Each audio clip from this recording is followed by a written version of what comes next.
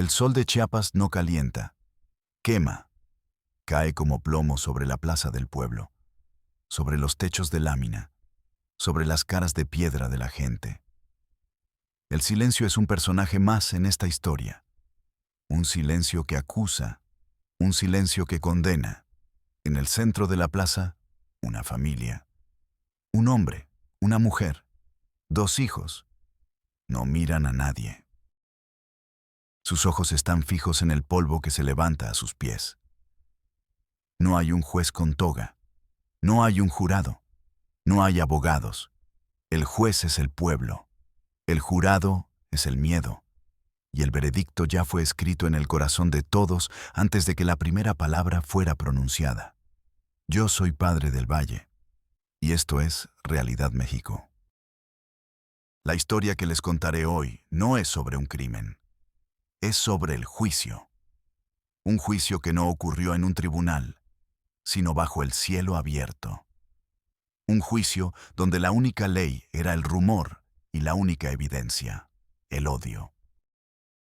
Si crees que la indiferencia es el veneno más lento y que el silencio de los buenos es más peligroso que el grito de los opresores, quédate, suscríbete, porque lo que vas a escuchar te helará la sangre y te obligará a preguntar, ¿dónde termina la justicia y dónde empieza la barbarie?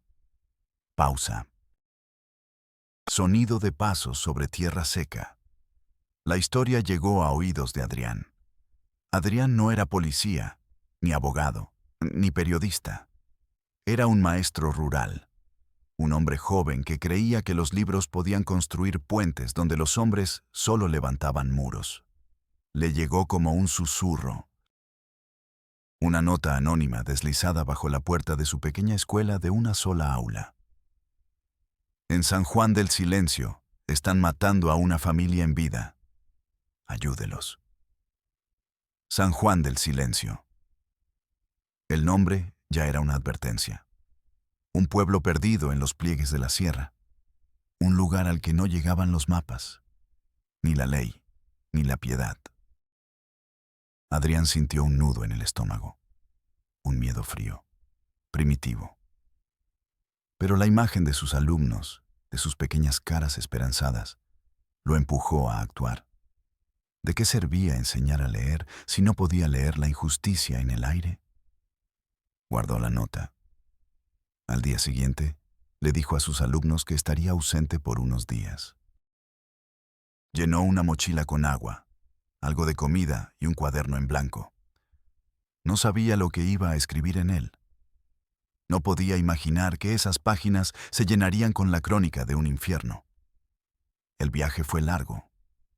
Horas en un autobús destartalado que olía a diésel y a resignación. Luego, a pie. El camino se borraba. Se convertía en una vereda devorada por la maleza. El sol era un martillo. El silencio de la sierra era total. Un silencio que no traía paz, sino tensión. Como si la tierra misma contuviera la respiración. Cuando vio las primeras casas de San Juan del Silencio, sintió un alivio que se transformó en inquietud. El pueblo parecía una postal antigua.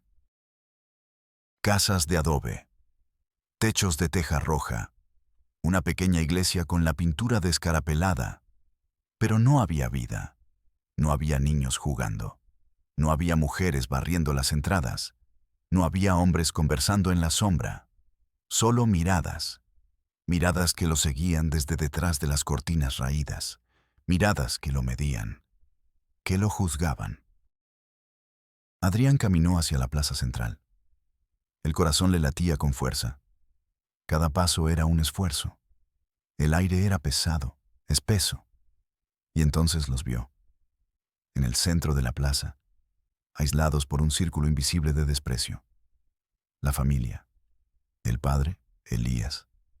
Un hombre que parecía tener 100 años, aunque no debía pasar de los 40. Su espalda, encorvada. Sus manos, temblorosas.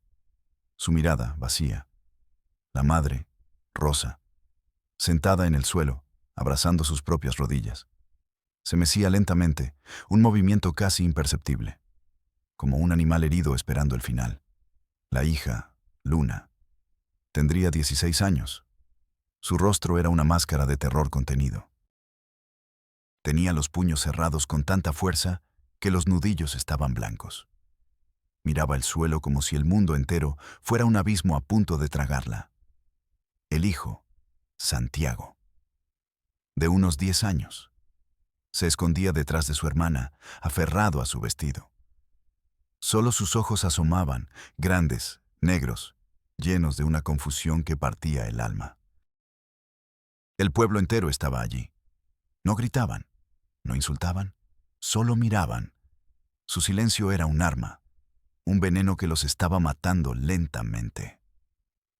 Adrián se acercó. Un paso, 2 pasos. Un hombre mayor, con el rostro surcado de arrugas como la tierra seca, se interpuso en su camino. No dijo nada, solo levantó una mano. Una orden silenciosa. No te metas, forastero. El mensaje era claro. Esto es nuestro. Esta es nuestra justicia. Adrián se detuvo. El miedo le subió por la garganta, un sabor metálico. Sintió el peso de cientos de ojos sobre él. Una presión física insoportable. Quería correr, quería gritar, quería desaparecer. Pero entonces vio los ojos de Santiago. El niño lo miró por un instante. Y en esa mirada no había solo miedo. Había una pregunta. ¿Tú también? Esa noche, Adrián durmió en las afueras del pueblo. O intentó dormir. Cada crujido de una rama, cada ulular de un búho, era una amenaza. El frío de la sierra se le metía en los huesos, pero no era un frío natural, era el frío del odio. El frío de la soledad absoluta. Al amanecer, regresó a la plaza.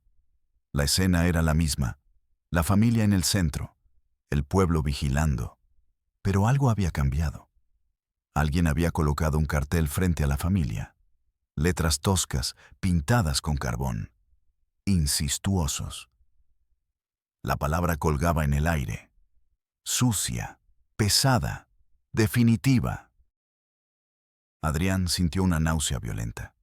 Incesto, el tabú definitivo, el pecado que no tiene nombre, la acusación que no necesita pruebas. La sola palabra era una sentencia de muerte. Se acercó a una mujer que lavaba ropa en una pila pública, a una distancia prudente de la plaza. «Buenos días», dijo. Su voz sonaba extraña, débil. La mujer no levantó la vista. Siguió tallando la ropa contra la piedra. «¿Qué ha pasado?», Zrenia preguntó a Adrián. Silencio. El único sonido era el del agua y la tela. «Por favor, solo quiero entender». La mujer se detuvo. Levantó la cabeza lentamente. Sus ojos eran opacos, sin vida. «Ensucian la tierra», susurró. «Atraen la maldición». «¿Pero qué hicieron? ¿Hay pruebas?». La mujer escupió al suelo. «La prueba es la vergüenza», dijo, y volvió a su trabajo. «La prueba es la vergüenza». Adrián sintió que el mundo se desmoronaba. No había lógica, no había razón, solo una creencia antigua, retorcida. Una superstición convertida en ley. Ese día, el juicio público comenzó. No con palabras, con actos. Nadie les daba agua. Nadie les daba comida. Cuando el sol estaba en su punto más alto, Elías, el padre, se levantó con dificultad. Caminó hacia la fuente en el centro de la plaza. El pueblo entero contuvo la respiración. Cuando su mano temblorosa estaba a punto de tocar el agua, el anciano que había detenido a Adrián se acercó. No lo golpeó, no lo empujó. Simplemente se paró frente a la fuente y lo miró. Elías retrocedió, derrotado. Regresó con su familia y se sentó en el polvo. Adrián tuvo que apartar la mirada. El nudo en su garganta era tan grande que apenas podía respirar. Sacó su botella de agua. Quería correr hacia ellos, dársela. Pero sabía que si lo hacía, la furia del pueblo se volvería contra él, y no podría ayudar a nadie. Estaba atrapado, un espectador del horror. La mano le temblaba mientras intentaba escribir en su cuaderno. Día 2. Los están matando de sed. El pueblo mira. Dios no está aquí. Por la tarde, la humillación se volvió más cruel. Un grupo de niños, empujados por sus padres, se acercó al círculo invisible. Empezaron a tirarles piedras pequeñas. No eran lo suficientemente grandes para herir gravemente, solo para humillar, para recordarles que eran menos que animales. Una piedra golpeó a Luna en la frente. Un pequeño hilo de sangre comenzó a correr por su sien. Ella no se movió. No lloró. Solo cerró los ojos con más fuerza. Santiago, el niño, soltó un sollozo ahogado y se escondió por completo detrás de ella. El padre, Elías, hizo un movimiento para levantarse, para proteger a su hija. Pero la madre, Rosa, que no se había movido en todo el día, le puso una mano en el brazo. Una mano delgada, casi esquelética. Lo detuvo. Su mirada parecía decir: no, si reaccionas, será peor. Adrián no pudo más. Se levantó y se fue de la plaza. Caminó sin rumbo, adentrándose en el monte. Se apoyó contra un árbol y vomitó. Vomitó la impotencia, la rabia, la desesperación. El sabor amargo en su boca era el sabor de la humanidad podrida. ¿Cómo había empezado todo? Esa era la pregunta que lo carcomía. Durante los siguientes días, Adrián se convirtió en una sombra. Observaba desde la distancia. Escuchaba los susurros, intentaba armar el rompecabezas. Poco a poco, la prehistoria del horror comenzó a tomar forma. La familia de Elías no era originaria de San Juan del Silencio. Habían llegado hacía 5 años, huyendo de la violencia en su antiguo pueblo. Compraron una pequeña parcela de tierra a las afueras. Eran trabajadores, silenciosos. Mantenían las distancias. No participaban en las fiestas del pueblo. No iban a la iglesia. La de ellos era una fe distinta, más personal, que el pueblo no entendía. Ese fue su primer pecado. La diferencia. Luego vino la sequía. Los pozos se secaron. Las cosechas se perdieron. El hambre comenzó a morder. La gente del pueblo buscaba una explicación, un culpable. Sus ojos se posaron en los forasteros. Desde que llegaron ellos, la tierra está maldita, empezaron a decir. El rumor creció como una mala hierba. Elías y su familia se encerraron aún más en su pequeño mundo. Su aislamiento se convirtió en prueba de su culpa. Luna, la hija, estaba floreciendo. Era hermosa, una belleza silenciosa, melancólica. No hablaba con los muchachos del pueblo. Leía libros que Adrián le había prestado en una de sus visitas a la región, antes de que todo estallara. Su inteligencia, su reserva, fue malinterpretada. Es soberbia, decían las mujeres en el mercado. Se cree mejor que nosotros, decían los hombres. El resentimiento fermentaba. El último clavo en el ataúd fue una enfermedad. Una plaga extraña que mató a varias cabras del pueblo. El pánico se apoderó de todos. El anciano, el líder no oficial del pueblo, llamado Don Carmelo, convocó a una asamblea. Adrián se enteró de esto por un joven que, a escondidas y muerto de miedo, le contó la historia a cambio de un par de billetes. Don Carmelo dijo que los malos espíritus vivían en esa casa. Le susurró el joven. Dijo que la sequía y la enfermedad eran un castigo. Necesitábamos una razón para el castigo, una razón grande. Y entonces, alguien lanzó la palabra: incesto. Nadie sabe quién fue el primero. Fue como una chispa en un pajar. Se extendió por todo el pueblo en cuestión de horas. No necesitaba pruebas. Tenía sentido en sus mentes aterradas. ¿Por qué se aislaban? Por su secreto culpable. ¿Por qué la hija no aceptaba a ningún pretendiente? ¿Por qué su padre la poseía? ¿Por qué el hijo era tan tímido y asustadizo? Porque veía la abominación. La lógica del odio es simple, implacable. Construyeron una narrativa perfecta, una que justificaba su miedo y les daba un objetivo para su furia. El juicio en la plaza no era para descubrir la verdad. Era un ritual, un acto de purificación. Al expulsar a la familia, creían que estaban limpiando la tierra, salvándose a sí mismos. Adrián sintió un escalofrío que le recorrió la espalda. No era un linchamiento.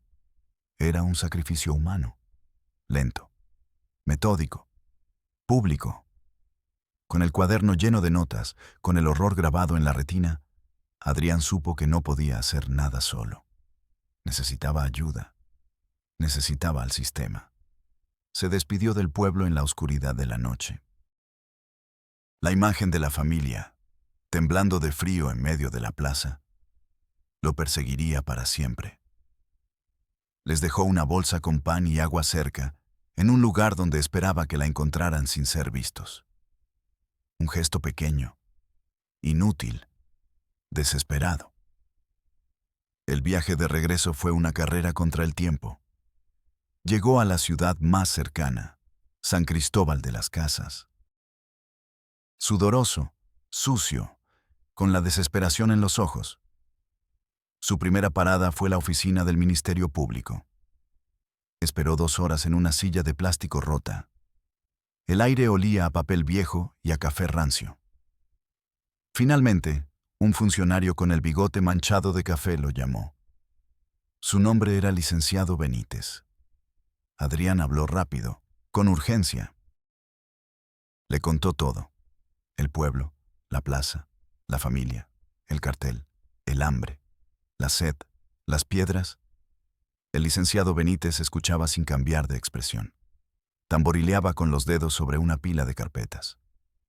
Cuando Adrián terminó, sin aliento, el funcionario suspiró. Un suspiro de aburrimiento, de fastidio. «Mire, joven», dijo, ajustándose las gafas. «¿Tiene usted una denuncia formal firmada por la víctima?» «¿Cómo van a firmar nada? Están secuestrados por todo un pueblo. Están aterrorizados», Zrenia exclamó Adrián. «Sin denuncia, no hay delito que perseguir. Podría ser un asunto de usos y costumbres», dijo Benítez, abriendo una carpeta al azar. «La ley protege la autonomía de las comunidades indígenas». «Esto no es autonomía, es tortura. Es una violación de los derechos humanos más básicos». El licenciado lo miró por primera vez. Una mirada fría, vacía. «Llene este formato», dijo, deslizando un papel a través del escritorio. «Es el formulario de queja ciudadana, formato F12. Sea claro y conciso. Una vez que lo procesemos, se asignará a un investigador para que evalúe la situación. Puede tardar algunas semanas». Semanas. La palabra resonó en la cabeza de Adrián como una sentencia de muerte. Sintió una oleada de furia impotente. El sistema no estaba ahí para ayudar. Estaba ahí para gestionar. Para clasificar la tragedia en expedientes. Salió de la oficina con el formulario inútil en la mano. El papel se sentía como ceniza. El chirrido de la puerta al cerrarse fue como el sonido de la esperanza muriendo. No se rindió. Fue a la Comisión Estatal de Derechos Humanos. El lugar era diferente, más limpio, más moderno, con aire acondicionado. Lo recibió una mujer elegante, la directora Sotomayor. Le ofreció un vaso de agua. Le sonrió con amabilidad profesional. Adrián volvió a contar la historia, esta vez con más calma. Mostró sus notas. Describió el rostro de los niños. La directora Sotomayor escuchaba, asintiendo con la cabeza.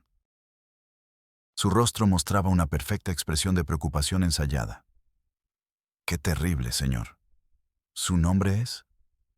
Adrián Morales. Señor Morales, lo que nos cuenta es profundamente preocupante. Agradecemos su compromiso cívico. Hizo una pausa. Adrián sintió un mal presentimiento.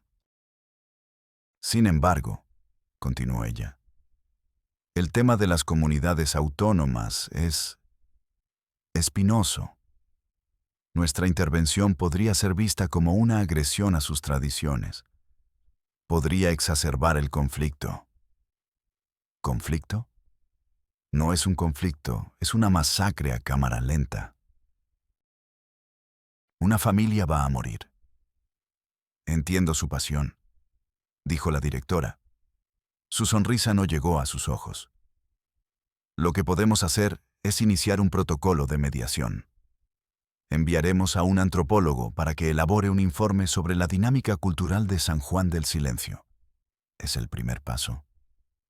¿Un informe? ¿Un antropólogo? Necesitan a la policía. Necesitan rescatarlos ya. La directora se reclinó en su silla de cuero. El sonido fue suave, caro. Nuestras manos están atadas por los procedimientos, señor Morales. La burocracia, usted sabe, es un mecanismo de protección para no cometer errores. Le entregó una tarjeta de presentación. Déjenos sus datos. Lo mantendremos informado del progreso del informe. Adrián se quedó mirando la tarjeta. Tinta brillante sobre cartón grueso. Un símbolo de la distancia infinita entre su oficina con aire acondicionado y el infierno polvoriento de esa plaza. Sintió un frío helado en el pecho. La burocracia no era un escudo. Era un laberinto diseñado para que la justicia se perdiera en él. Su última esperanza era la fuerza pública, la policía estatal. Encontró al comandante de turno en un cuartel ruidoso y caótico. El hombre era corpulento, con una cara que parecía tallada en granito. Olía a sudor y autoridad. Adrián, ya agotado, contó la historia por tercera vez. Su voz era ronca. El comandante lo escuchó de pie, con los brazos cruzados.